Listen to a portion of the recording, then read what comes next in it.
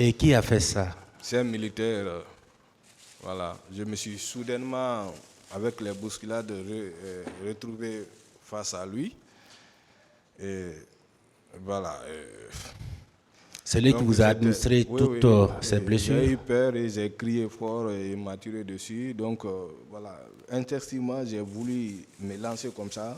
C'est-à-dire tomber pour ne pas que la balle m'atteigne, quoi. Mais, et dans cette action, c'est pas peut-être lui, il a pensé que je voulais me jeter sur lui.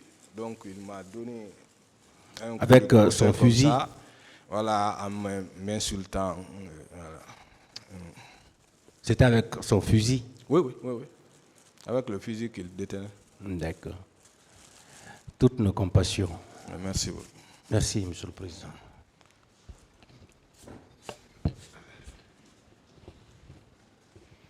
Monsieur Hula, juste quelques 2 ou 3 questions. D'accord. Vous avez dit que vous apparteniez ou vous appartenez à un parti politique, l'Union des forces républicaines, qui à son sein a créé le CIR, Cercle des intellectuels républicains. Voilà. Cercle des intellectuels républicains. Oui. Alors, est-ce qu'au niveau de votre formation politique, parce qu'on a parlé de disparus dans ce dossier, est-ce qu'au niveau de votre formation politique, on n'a pas fait état des personnes qui avaient quitté leur domicile au matin du 28 septembre et qu'on n'a plus jamais revu?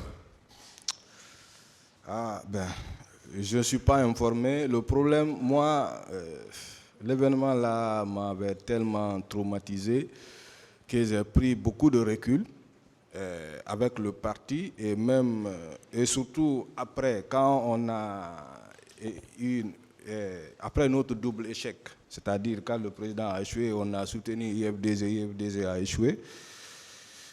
Entre-temps, mon ami avec qui j'étais dans le stade est tombé malade. C'est moi qui étais à son chevet à l'hôpital d'Onka et il avait été abandonné par le parti et du coup, ça m'a découragé. D'accord. Je n'ai plus eu affaire avec le parti. Parfait. Donc, parmi vos connaissances, puisque vous étiez un membre actif de ce parti, donc parmi vos connaissances, vous n'avez pas connu de disparus? Non, je sais pas. Non. Dans notre équipe, il n'y a pas eu de disparus, mais il y a eu d'autres qui ont été blessés, qui ont subi pas mal de sévices. Dans l'enceinte du stade, ou tout au moins au niveau de l'esplanade, quand vous avez eu la chance de sortir, est-ce que vous avez vu des gens qui étaient habillés en tenue Chelsea? Vous en aviez vu? Oui, il y en avait beaucoup de personnes comme ça, mais sur le coup, moi, ça ne m'a pas étonné. C'est quand, par après les témoignages, j'ai compris que donc c'est de ceux-là on parlait. Est-ce que vous les aviez vus? Oui. Ils avaient des machettes, des haches, bon, justement, des flèches. Je n'ai pas remarqué cela. Je n'ai pas remarqué les armes en leur possession. Dans votre récit, vous aviez parlé des personnes qui poignardaient les manifestants. Justement, oui. Vous en aviez vu? Non, seulement on nous a alerté qu'il y a des hommes parmi nous qui poignardent d'autres. Vous avez vu des gens quand même qui avaient été blessés par arme blanche? Oui, il y avait des blessés. Nous-mêmes, des fois, on marchait sur des gens comme ça. D'accord. De femmes violées, vous n'en aviez pas vu? Bon, j'ai pas assisté à cela, mais j'ai vu quand même des femmes qui étaient dans un départ à moitié nues et quand je sortais, j'ai vu une autre qui était totalement nue. C'est aux scènes de viol que vous n'avez pas assisté, oui. Mais ces femmes que vous avez vues mi-nues ou totalement nues, oui. Ça vous ressemblait à des femmes qui s'étaient fait violer? Justement. Surtout quand j'ai vu cette dernière en sortant, ça m'a fait penser beaucoup. Quand vous avez vu M. Claude Pévy, oui. Vous êtes formel que vous l'avez vu par 2 fois. Oui. C'est exact. Et il n'était pas seul, il était en compagnie de ses hommes. Oui. Ces hommes, étaient-ils armés? Vous avez été vigilant pour voir Bien s'ils sûr, étaient armés? ils étaient armés et c'était des bérets rouges. Ils étaient Lui-même armés. était armé, M. Pivi? Bon, là où il était assis, je ne pouvais pas savoir s'il était armé. Dans l'enceinte du stade, beaucoup de victimes ont parlé de la présence constante de M. Marcel Guilavogui. Vous l'aviez connu auparavant, M. Marcel? Non. Vous l'avez vu au box ici, au petit écran, depuis le début de ce procès? Franchement, je ne suis pas beaucoup le procès parce que des fois, quand on pose certaines questions aux victimes, ça me fait mal, donc je ne suis pas beaucoup. D'accord. Au tout début, parce qu'on a commencé par les accusés. Justement, au tout début, je regardais, mais au fil du temps, j'ai arrêté de regarder. D'accord. Quand vous regardiez au tout début, vous avez vu M. Marcel Oui, lors de son interrogatoire? oui, surtout le premier jour. Oui. Bien. Est-ce que au stade ou aux alentours, vous l'aviez vu là-bas? Non. Vous ne l'avez pas vu? Non. Bien. Une dernière question.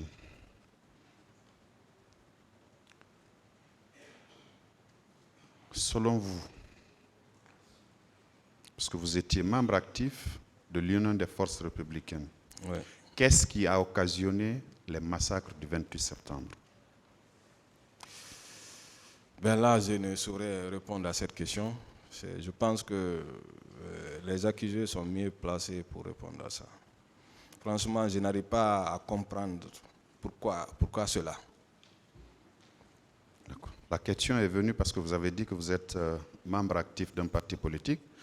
Et c'est évidemment les leaders des forces vives qui avaient appelé à cette manifestation pour, disent-ils, protester contre une éventuelle candidature de M. Moussa Dadis Camara. Oui, je suis d'accord avec ça. Au fait, je connais ce pourquoi nous, on a manifesté. Mais je ne peux pas expliquer le pourquoi on a été réprimé de la sorte. Moi, je sais, c'était pour protester contre une éventuelle candidature de du président Moussa Dadis Camara ou de tout autre membre du CNDD que nous, on avait jugé nécessaire de nous faire entendre.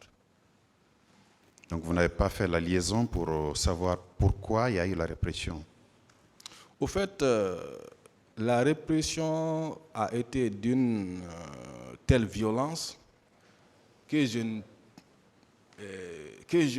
moralement, je ne peux pas lier à cela, lier l'ampleur de la violence à notre action. Parce que c'était totalement disproportionné. Merci, M. Youla. Merci, M. le Président. Le parquet en a fini.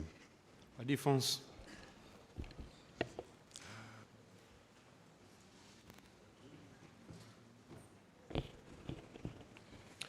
Merci, Monsieur le Président, honorables assesseurs. Monsieur Kerno Ibrahima Youla. Présent. Alors, tout à l'heure, on vous a suivi lors de votre narration. La partie qui m'a intéressé, vous avez déclaré qu'en sortant du stade ce jour, l'esplanade était quasi vide. Est-ce que vous confirmez cela?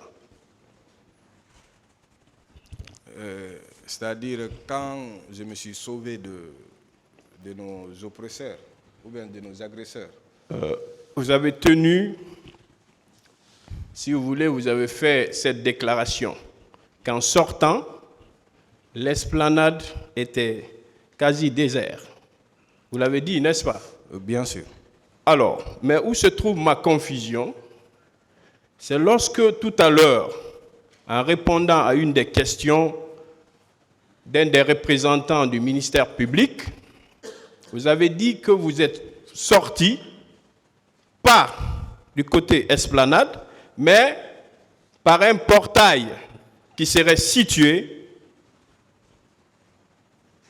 sur la bretelle menant à la mairie de Dixine. Oui. pour moi, il y a confusion.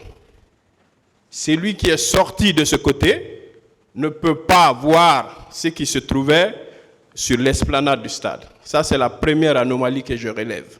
Est-ce que vous pouvez confirmer que vous êtes sorti par ce petit portail ou bien l'esplanade? Effectivement, je suis sorti par le petit portail.